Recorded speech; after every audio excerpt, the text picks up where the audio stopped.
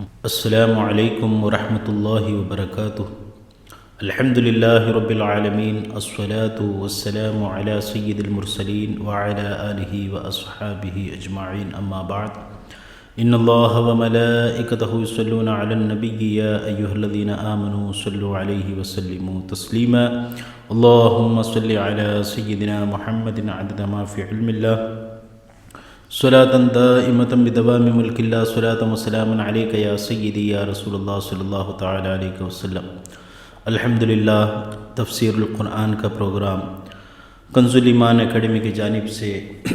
جاری ہے۔ الحمدللہ،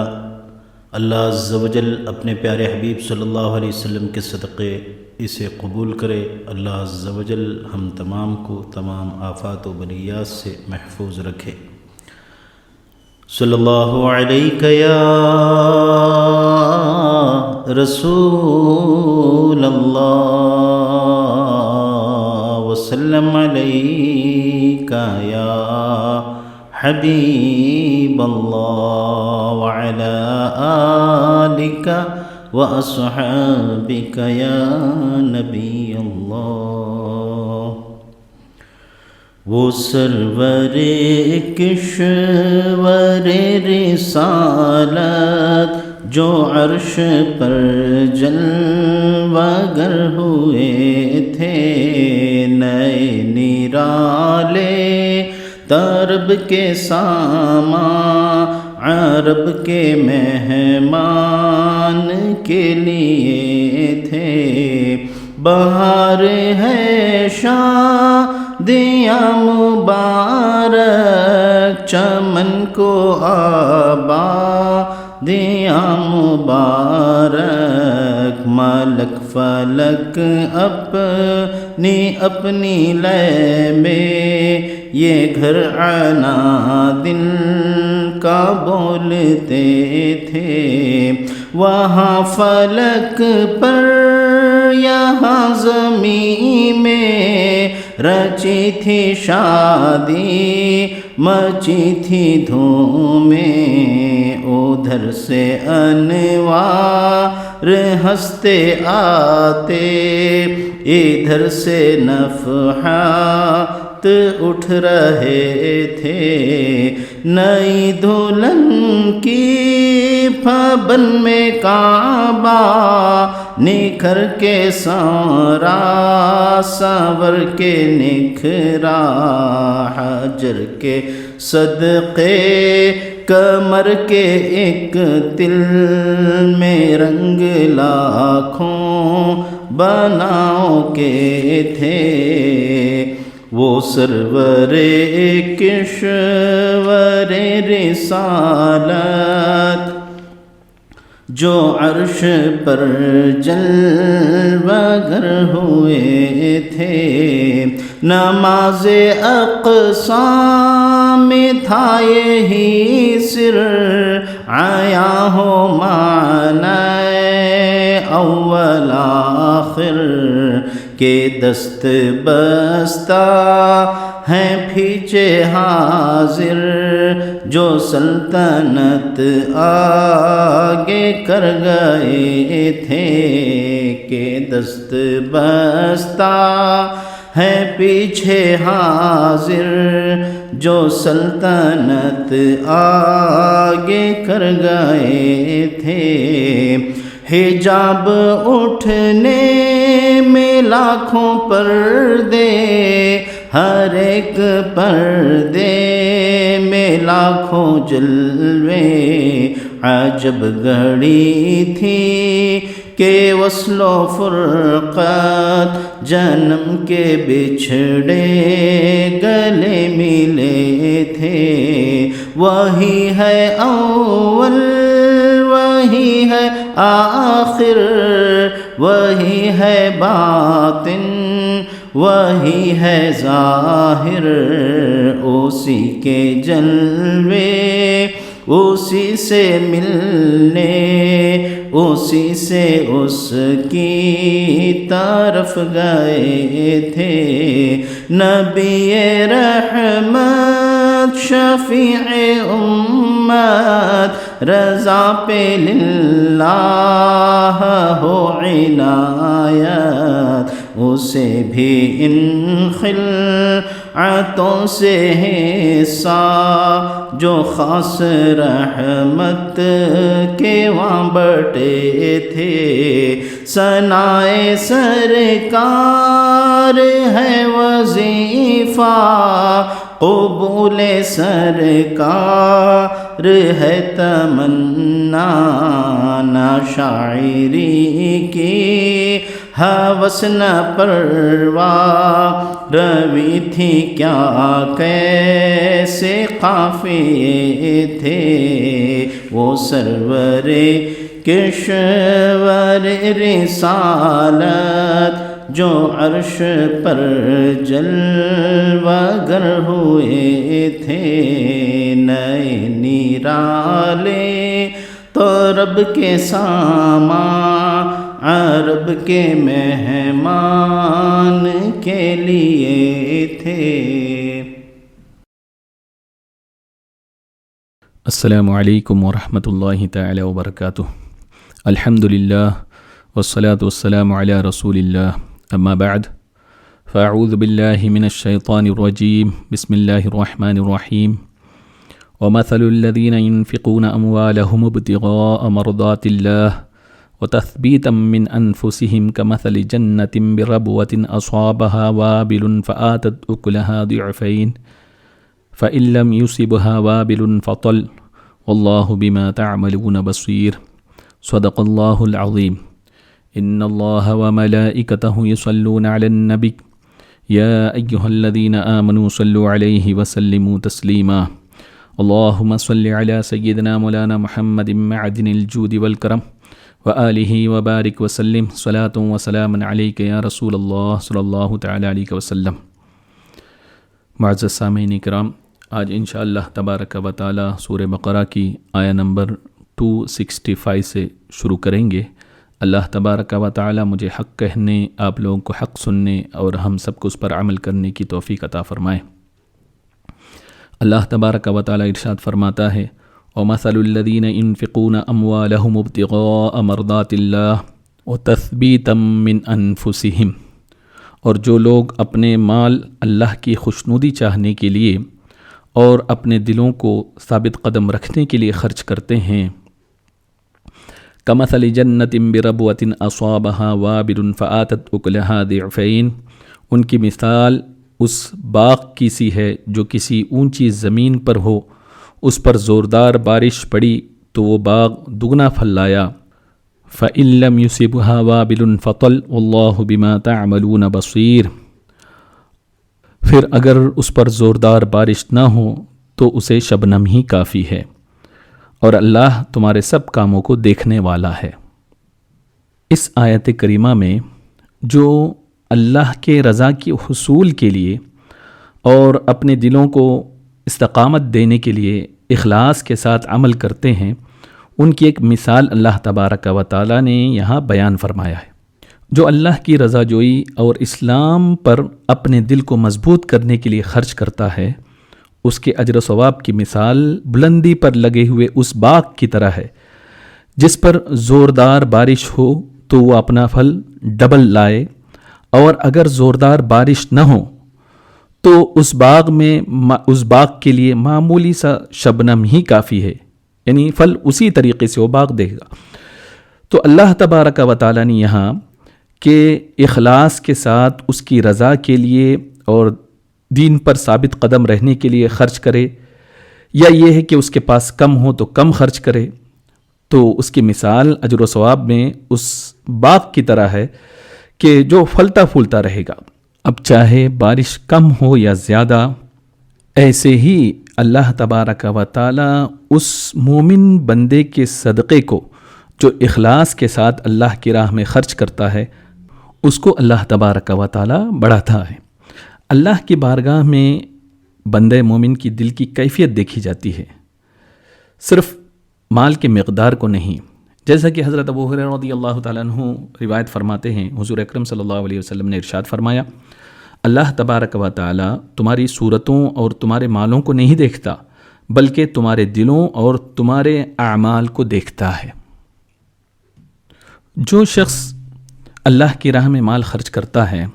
اس کا اسلام پر اس وقت تک مطمئن اور مضبوط نہیں ہوتا اس کا دل، جب تک کہ اس کا خرچ کرنا صرف اور صرف اللہ کے لیے نہ ہو۔ یہی وجہ ہے حضرت علی کرم اللہ وجہہ الکریم فرماتے ہیں کہ حضرت ابوبکر صدیق رضی اللہ تعالیٰ عنہ حضرت بلال کو بھاری قیمت دے کر آپ نے خریدا اور آزاد کیا، تو مشرکوں نے طعنہ دیا کہ ضرور بلال نے ابو بکر پر کوئی نہ کوئی احسان کیا ہوگا، جس کا بدلہ چکانے کے لیے ابو بکر نے بلال کو اتنی بھاری قیمت دے کر خریدا اور آزاد کیا۔ تو اللہ تبارک و تعالیٰ نے حضرت ابوبکر صدیق رضی اللہ تعالیٰ عنہ کی تعریف میں یہ آیت کریمہ نازل فرمائی، وَمَا لِأَحَدٍ عِندَهُ مِن نِعْمَةٍ تُجْزَىٰ إِلَّا ابْتِغَاءَ وَجْهِ رَبِّهِ الْأَعْلَىٰ وَلَسَوْفَ يَرْضَىٰ، اور اس پر کسی کا کچھ احسان نہیں جس کا بدلہ دیا جائے، وہ صرف اپنی رب کی رضا کے لیے اپنا مال خرچ کرتا ہے جو سب سے بلند ہے، اور ضرور وہ عنقریب راضی ہوگا۔ اور اسی طریقے سے حضرت صہیب رومی رحمۃ اللہ تعالی علیہ جب اللہ کی رضا جوئی کے لیے اپنا سارا مال و متاع چھوڑ کر آپ مکے سے مدینہ گئے، صحابی رسول تھے، رسول اکرم صلی اللہ علیہ وسلم کے پاس پہنچے تو یہ آیت کریمہ اللہ تعالیٰ نے نازل فرمائی کہ وَمِنَ النَّاسِ مَن يَشْرِي نَفْسَهُ ابْتِغَاءَ مَرْضَاتِ اللَّهِ، اور بعض لوگ وہ ہیں جو اللہ کی رضا حاصل کرنے کے لیے اپنے نفس کو بیچتے ہیں۔ تو جب انسان کی طبیعت میں یہ چیز آ جاتی ہے کہ وہ محض اللہ کی رضا کے لیے اپنا مال خرچ کرتا ہے اور اس خرچ کرنے سے اپنا کوئی ذاتی تعلق نہیں ہوتا، ذاتی منفعت نہیں ہوتی، تو اس کے دل میں اسلام کی جڑیں مضبوط ہو جاتی ہے اور اسلام پر اس کا دل مطمئن ہو جاتا ہے، جیسے کہ حضرت ابوبکر صدیق، حضرت عثمان غنی، حضرت علی کرم اللہ وجہہ الکریم، حضرت صہیب رومی رضی اللہ تعالی عنہم، یہ سارے صحابہ اکرام اس معاملے میں مخلص تھے۔ یہی وجہ ہے کہ اللہ تبارک و تعالیٰ نے قرآن میں ان کی تعریف بیان فرمائی۔ اور جب انسان بار بار اللہ کی رضا حاصل کرنے کے لیے خرچ کرتا ہے تو اللہ کی رضا جوئی جو ہے اس کی فطرت بن جاتی ہے، اور اگر کبھی اس سے کسی نیک کام میں غفلت بھی ہو جائے، دیر ہو جائے، تاخیر ہو جائے، تو اس کا دل فوراً اللہ کی جانب پھر سے وہ متوجہ ہو جاتا ہے، اور یہی اسلام پر ثابت قدم رہنے کا وہ مرتبہ ہے جس کو اللہ تبارک و تعالیٰ نے اس آیت میں بیان فرمایا۔ جو مخلص لوگ ہوتے ہیں جب وہ اللہ کی راہ میں خرچ کرتے ہیں تو ان کو اس بات کا یقین ہوتا ہے کہ اللہ تبارک و تعالیٰ ان کے اس عمل کو ضائع نہیں فرمائے گا، بلکہ پورا اجر عطا فرمائے گا، کیونکہ ان کو قیامت کے دن ثواب، عذاب پر، ان ساری باتوں پر یقین ہوتا ہے۔ اب جو منافق ہوتا ہے تو وہ جب خرچ کرتا ہے تو وہ یہ سمجھتا ہے کہ میرا یہ عمل جو ہے وہ ضائع ہو رہا ہے، اس کی وجہ یہ ہوتی ہے کہ اس کو آخرت پر ایمان نہیں ہوتا، اور مخلصین کا آخرت پر یقین رکھنا ہی اسلام پر ثابت قدمی ہے۔ اور مخلصین جب اللہ کی راہ میں خرچ کرتے ہیں تو اپنے مال کو صحیح جگہ خرچ کرنے کی کوشش کرتے ہیں، نیکی کے راستے میں لگاتے ہیں، خوب جان بین کر اپنے مال کو خرچ کرتے ہیں، اور اس بات سے ڈرتے ہیں کہ ان کا مال کہیں اللہ کی نافرمانی اور کسی گناہ کے کام میں نہ لگ جائے۔ اور یہی وہ لوگ ہیں جو اللہ کی رضا جوئی اور اسلام پر ثابت قدم رہنے کی نیت سے اللہ کی راہ میں مال کو خرچ کرتے ہیں۔ آگے اللہ تبارک و تعالیٰ آیہ نمبر 266 میں ارشاد فرماتا ہے، اَيَوَدُّ أَحَدُكُمْ أَن تَكُونَ لَهُ جَنَّةٌ مِّن نَخِيلٍ وَأَعْنَابٍ تَجْرِي مِن تَحْتِهَا الْأَنْهَارُ لَهُ فِيهَا مِن كُلِّ الثَّمَرَاتِ، کیا تم میں سے کوئی یہ پسند کرے گا کہ اس کے پاس کھجور اور انگوروں کا ایک باغ ہو جس کے نیچے ندیاں بہتی ہوں اور اس کے لیے اس میں ہر قسم کے پھل ہوں؟ وَأَصَابَهُ الْكِبَرُ وَلَهُ ذُرِّيَّةٌ ضُعَفَاءُ فَأَصَابَهَا إِعْصَارٌ فِيهِ نَارٌ فَاحْتَرَقَتْ، اور اسے بڑھاپا آ جائے اور یہ حال ہو کہ اس کے کمزور اور ناتواں بچے ہوں، پھر اس پر ایک آگ آئے جس میں جو ہے اسے سارا باغ جل جائے۔ كَذَلِكَ يُبَيِّنُ اللَّهُ لَكُمُ الْآيَاتِ لَعَلَّكُمْ تَتَفَكَّرُونَ، اللہ تم سے اسی طرح اپنی آیتیں کھول کر بیان کرتا ہے تاکہ تم غور و فکر کرو۔ یہاں پر یہ بات بتائی جا رہی ہے، کوئی عقل مند ہو اس کے لیے بات قابل قبول نہیں ہے کہ اس کا ایک اچھا سا باغ ہو جس میں جو ہے قسم قسم کے درخت ہوں اور اس میں فروٹس ہوں اور بہت دلکش بھی ہو، نفع مند ہو، عمدہ بھی ہو، سب کچھ ہو، اور وہ باغ جو ہے آدمی کے بڑھاپے کا سہارا ہو سب کچھ، اور ضرورت کے وقت اسے کام آتا ہو۔ آدمی کمانے کے قابل جب بڑھاپے میں نہیں رہتا اور بڑھاپے میں اس کے چھوٹے چھوٹے بچے ہوں جو کمانے کے قابل بھی نہ ہو، اور اس بچوں کی دیکھ ریکھ، ان کی پرورش سب یہ بڑھاپے میں یہی شخص کرتا ہے، جو بچے بھی اس بوڑھے کے محتاج ہیں، تو آپ خود سوچیں کہ وہ وقت جو ہوگا تو یقیناً وہ ایک محتاجی کا وقت ہوتا ہے۔ لیکن اس بڑھاپے اور حاجت کے وقت میں اس وقت کوئی سخت شدید آندھی چلے اور اس سے آگ نکلے، اور وہ آگ جو ہے اس آدمی کے مستقبل کا ایک واحد سہارا جو باغ تھا اس کو جلا کر راکھ کر دے، تو آپ خود سوچیں کہ اس آدمی کو کتنی تکلیف پہنچے گی، اس وقت اس کی کیفیت کیا ہوگی۔ تو اللہ اکبر، یہی حال جو ہے اس شخص کا ہے جس کے اعمال حسنہ، جس نے نیک عمل کیا ہو مگر اللہ کی رضا کے لیے نہیں کیا بلکہ ریاکاری کی غرض سے کیا، شو آف کے لیے کیا، اور اس کے باوجود بھی اس کے گمان میں یہ بات ہو کہ میرے پاس جو ہے بہت سارے پیسے دولت میں نے خرچ کیا نیکی کی راہ میں، تو اللہ کے پاس میرے لیے نیکیوں کا بہت بڑا ذخیرہ ہے، مگر جب اسے قیامت کے دن حاجت ہوگی تو اللہ تبارک و تعالی اس کے ان اعمال کو قبول نہ کرے، اس وقت آپ سوچیں کہ اس کو کتنی تکلیف پہنچے گی، کتنی حسرت ہوگی۔ تو اللہ تبارک و تعالی یہ آیات اس لیے بیان فرماتا ہے تاکہ اے لوگوں تم غور و فکر کرو، سمجھو کہ دنیا ایک دن فنا ہوگی، کوئی اس دنیا میں باقی نہیں رہے گا، اور آخرت میں سب کو پیش ہونا ہے۔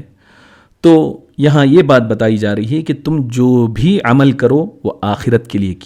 کیا کرو، اللہ کے لیے کرو، اور اپنے اعمال میں اخلاص پیدا کرو۔ اب آپ خود دیکھیں کہ کس قدر دل دہلا دینے والی یہ مثال ہے کہ آدمی سب کچھ کرے اور عین موقع پر جب ضرورت ہو تو وہ چیز تباہ و برباد ہو جائے، اسے نہ مل جائے، فائدہ نہ اٹھائے۔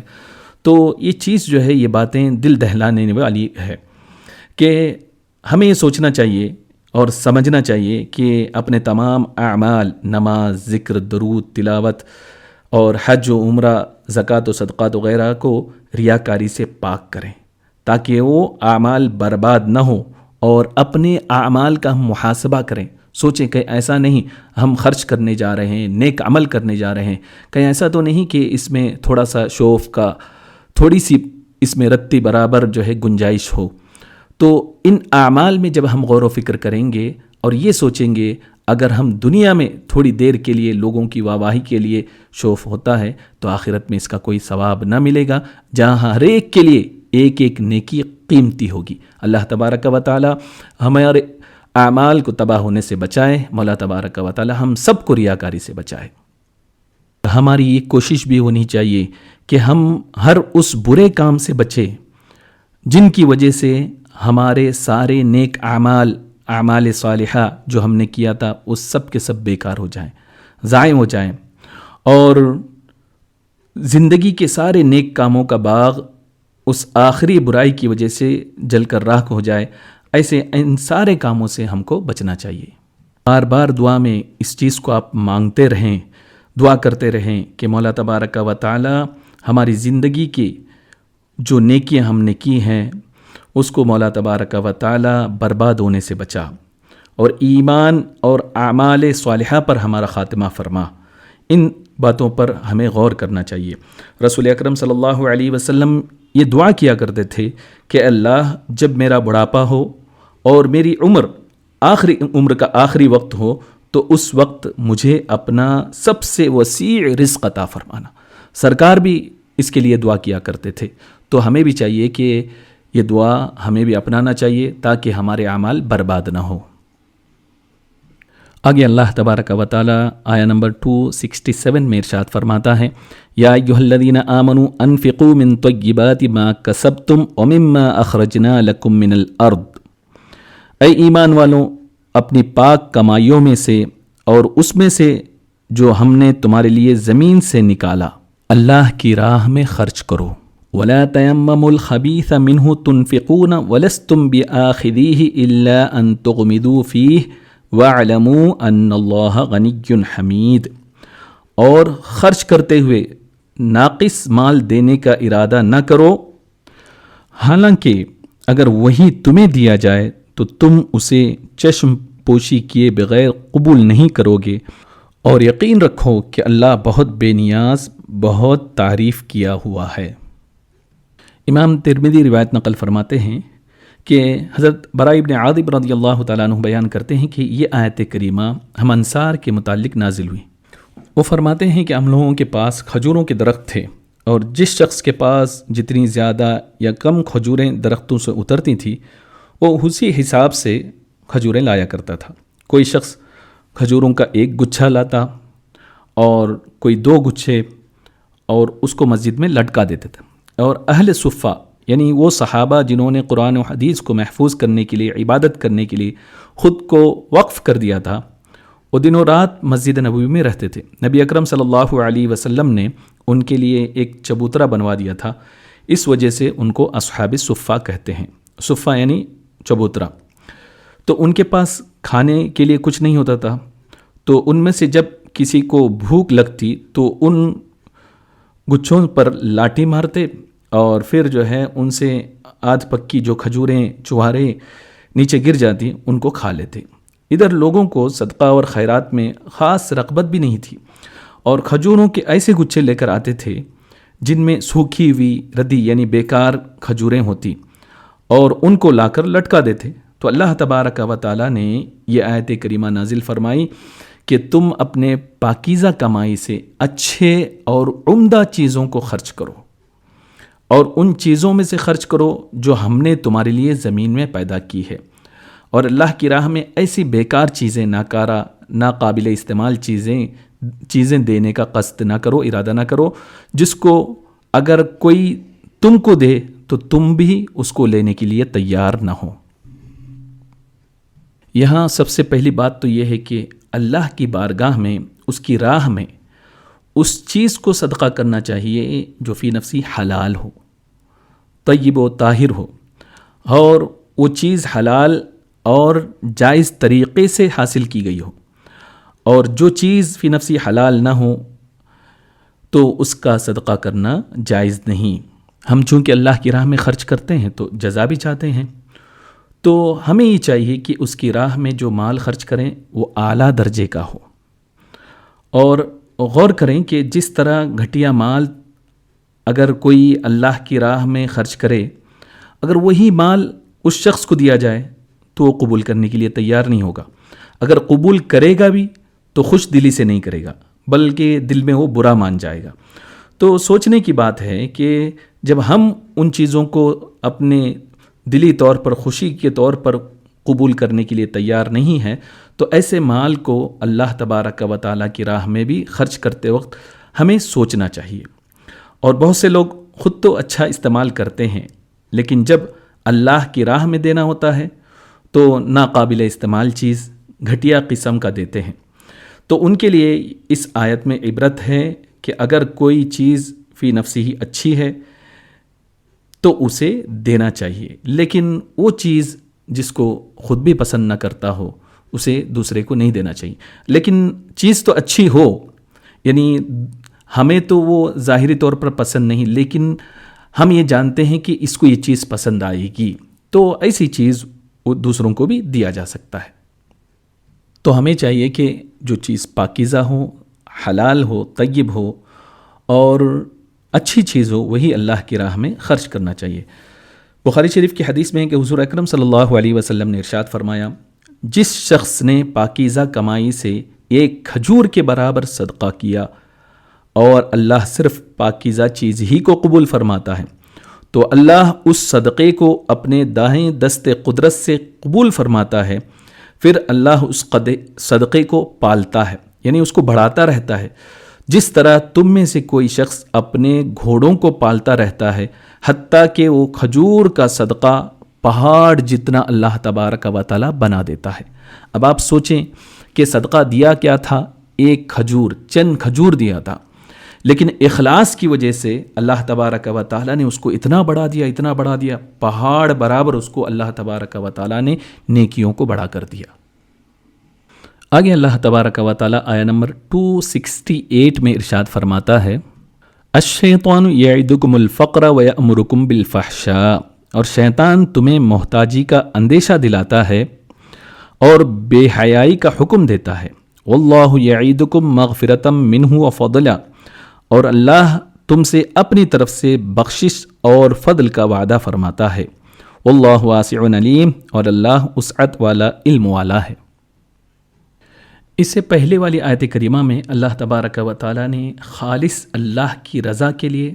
خرچ کرنے کا حکم فرمایا تھا، اس کے فضائل کو بیان فرمایا۔ اب اس کے بعد خرچ کرنے سے پہلے یا خرچ کرتے وقت آدمی کے دل میں جو وسوسہ پیدا ہو اس کے تعلق سے بیان کیا جا رہا ہے کہ آدمی خرچ کرنا چاہتا ہے، لیکن شیطان طرح طرح سے اسے وسوسہ ڈالتا ہے کہ اگر تم اب خرچ کرو گے تو فیوچر میں تمہیں تنگ دستی کا سامنا ہو سکتا ہے، تمہارا مال کم ہو سکتا ہے، تو تمہارے بچے کیا کریں گے، تم کیا کرو گے، اور تم فقیر ہو جاؤ گے، لہذا خرچ نہ کرو۔ یہ شیطان کی سب سے بڑی چال ہوتی ہے کہ وہ اللہ کی راہ میں خرچ کرتے وقت ان ساری چیزوں کو ذہن و دماغ میں ڈالتا ہے، وسوسہ ڈالتا ہے۔ لیکن آپ کو اس بات پر تعجب ہوگا، جب اللہ کی راہ میں خرچ کرنے جاتا ہے تو بندے کے دل میں شیطان یہ وسوسہ ڈالتا ہے، لیکن وہی آدمی شادی بیاہ ہو یا ناجائز رسومات ہو یا عام زندگی کے معاملات ہو، اس میں وہ بے حساب خرچ کرتا ہے، لیکن شیطان کبھی اس کے دل میں جو ہے یہ وسوسہ نہیں ڈالتا۔ اللہ تبارک و تعالی فرماتا ہے کہ الشیطان یعدکم الفقر والفحشاء، شیطان تمہیں بخل اور کنجوسی کی طرف بلاتا ہے، لیکن اللہ تبارک و تعالی کیا فرماتا ہے؟ واللہ یعیدکم مغفرۃ منہ وفضلا، اور اللہ تم کو اپنے بخشش اور فضل کی طرف بلاتا ہے اور اس کا وعدہ فرماتا ہے، یعنی تم اللہ کی راہ میں خرچ کرو گے تو اللہ تعالیٰ تمہیں مزید دے گا۔ اس لیے صدقے سے مال کم نہیں ہوتا، اور اتنا ہی نہیں بلکہ مغفرت سے بھی نوازے گا۔ اور یہ بھی یاد رکھو کہ اللہ تبارک و تعالی بڑا وسعت والا ہے، وہ صدقے سے تمہارے مال کو گھٹنے نہیں دے گا بلکہ اور برکت اس میں پیدا فرما دے گا، جس کی وجہ سے تمہاری دولت بھی بڑھے گی۔ آگے اللہ تبارک و تعالی آیہ نمبر 269 میں ارشاد فرماتا ہے، یؤتی الحکمۃ من یشاء ومن یؤت الحکمۃ فقد اوتی خیرا کثیرا، اور اللہ جسے چاہتا ہے حکمت دیتا ہے، اور جسے حکمت دی جائے تو بے شک اسے بہت زیادہ بھلائی مل گئی۔ وما یذکر الا اولو الالباب، اور عقل والے ہی نصیحت مانتے ہیں۔ اللہ تبارک و تعالی جسے چاہتا ہے حکمت عطا فرماتا ہے۔ تو اب یہ حکمت سے مراد کیا ہے؟ تو مفسرین نے یہ فرمایا کہ قرآن ہے، حدیث ہے، اور فقہ کا علم ہے، تقوی ہے، اور مفسرین نے یہ بھی فرمایا کہ حکمت سے مراد نبوت ہے، کیونکہ مفسرین فرماتے ہیں کہ قرآن و حدیث جو ہے یہ ظاہر سی بات ہے، یہ تو سراپا حکمت ہے، ٹوٹلی حکمت ہے، اور فقہ جو ہے اسی سے نکلا ہوا ایک علم ہے،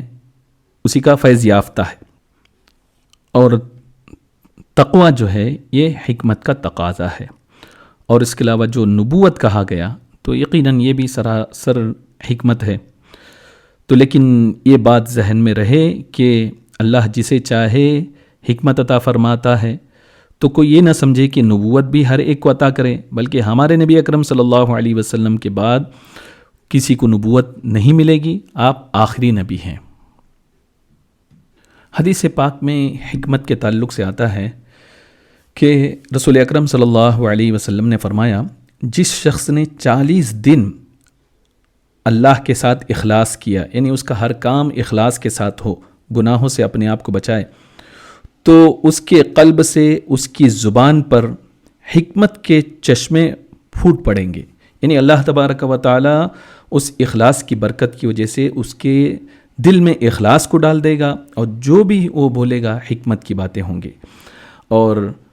دوسری حدیث میں حضور اکرم صلی اللہ علیہ وسلم نے ارشاد فرمایا، حکمت جو ہے مومن کے لیے ایک گمشدہ، گمی ہوئی ایک چیز ہے، جہاں سے بھی حکمت ملے تو وہیں اس کا زیادہ حقدار ہے۔ اور طبرانی کی حدیث میں یہاں تک ہے کہ حضور اکرم صلی اللہ علیہ وسلم نے ارشاد فرمایا کہ حضرت لقمان حکیم نے اپنے بیٹے سے کہا، اے بیٹے، علماء کی مجلس کو لازم رکھو اور حکماء کے کلام کو سنو،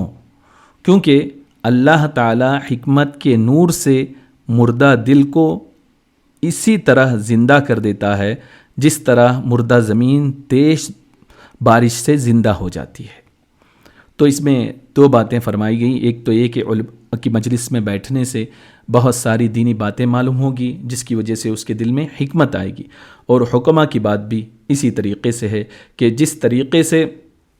مردہ زمین بارش کی وجہ سے وہ زندہ ہو جاتی ہے، تو آدمی کا پراگندہ دل بھی نصیحت کو سننے کی وجہ سے، قرآن و حدیث کو سننے کی وجہ سے اس کا دل بھی پاک و صاف ہو جاتا ہے۔ جب پاک و صاف ہوگا تو اللہ تبارک و تعالی اس کے دل میں حکمت کو ڈال دے گا۔ اور ایک حدیث میں ہے، حضور اکرم صلی اللہ علیہ وسلم نے ارشاد فرمایا، امام طبرانی نے معجم اوسط میں اس کو نقل فرمایا کہ کم علم بہت عبادت سے بہتر ہے، اور کسی شخص کے فقیہ ہونے کے لیے یہ کافی ہے، یعنی فقہ کا علم جاننے والا، کہ وہ اللہ کی عبادت کرے، اور کسی شخص کے جاہل ہونے کے لیے یہ کافی ہے کہ وہ قرآن اور سنت کے خلاف اپنی رائے کو پسند کرے، یعنی قرآن و حدیث کو تو قبول کرنے کے لیے تیار نہیں، اس میں اپنے رائے کو دخل کر کے اس پر عمل کرے، تو جاہل ہونے کے لیے یہی کافی ہے، سرکار نے فرمایا۔ اور ایک روایت میں یہاں تک بھی ہے، یہ بھی معجم اوسط کی روایت ہے کہ سرکار دو عالم صلی اللہ علیہ وسلم نے ارشاد فرمایا، دین میں فقہ حاصل کرنے سے افضل کوئی عبادت نہیں ہے، یعنی فقہ حاصل کرنا بہت بڑی عبادت ہے، اور ایک فقیہ جو ہوتا ہے، فقہ کا عالم، شیطان کے نزدیک 1000 عابدوں سے، یعنی عبادت کرنے والوں سے زیادہ سخت ہوتا ہے، اور ہر چیز کا ایک ستون ہوتا ہے، ایک پلر ہوتا ہے، اور دین کا ستون فقہ ہے۔ اور حضرت ابو ہریرہ رضی اللہ تعالی عنہ نے فرمایا، اگر میں ایک ساتھ 1 منٹ بیٹھ کر دین کا علم حاصل کروں تو یہ میرے نزدیک ساری رات جاگ کر عبادت کرنے سے بہتر ہے۔ اور امام طبرانی نے ایک اور روایت نقل فرمائی، حضور اکرم صلی اللہ علیہ وسلم نے ارشاد فرمایا، اللہ تعالیٰ قیامت کے دن بندوں کو جمع کرے گا، پھر ان میں سے علماء کو الگ کرے گا، علماء کو بلائے گا، ان سے الگ کرے گا، پھر فرمائے گا، اے علماء کے گروہ، میں تمہیں عذاب دینے کے لیے تم کو اپنا علم نہیں دیا، جاؤ میں نے تم کو بخش دیا۔ اس علم سے مراد وہ لوگ ہیں جو بدعتی عالم نہ ہو اور لوگوں کو گمراہ کرنے والے نہ ہوں، بلکہ رسول اکرم صلی اللہ علیہ وسلم کے محبت کے سائے میں جینے والے علماء ہو، تو یقیناً وہی علماء مراد ہے کہ جنہیں اللہ تبارک و تعالی اس طریقے سے بخش دے گا۔ اللہ تبارک و تعالیٰ سے دعا ہے کہ اللہ تبارک و تعالیٰ ہمیں فقہ کا علم حاصل کرنے والوں میں شامل فرمائے۔ مولا تبارک و تعالیٰ ہمارے دلوں کو پاک فرمائے اور ہمارے دلوں میں بھی حکمت کو انڈھیل دے۔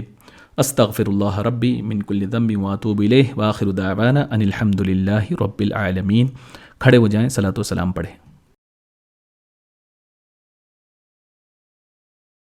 مصطفیٰ جانی رحمت پہ لاکھوں سلام، شمع